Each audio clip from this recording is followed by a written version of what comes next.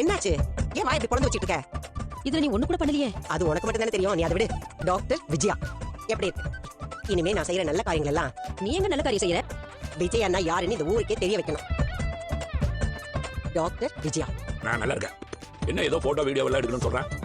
அது என்னமா புதுசா யோசிக்கிறேன்னு வேற சொல்றேன். அதுவானே விஜய் ஓகே டாக்டர். அவர் வெளிய கிளம்பிட்டு இருக்காரு. அவர்கிட்ட போய் இதெல்லாம் சொல்லிக்கிட்டு எதுக்கு என்ன உட்கார சொல்றீங்க? என்ன விஷயம்? ஐயோ உட்காருன்னு சொல்லல. உட்காரு. அது இல்ல தான் அட உட்காருங்கறல. டேய் என்னடா நடக்குறீங்க? டேய் நீ ஏன் கண்ணுக்கு உனக்கு தெரிஞ்சது? அம்மாவோட மீனா உட்கார வச்சு பேசுனாங்க. ஆமாடா. தங்கம்.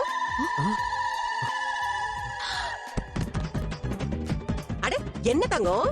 அத்தை என்ன அத்தை சொன்னீங்க? ஆமா தங்கம். டேய் ரவி, எனக்கு தலை சுடா. கொஞ்சம் தண்ணி எடுத்து வந்து கொடு.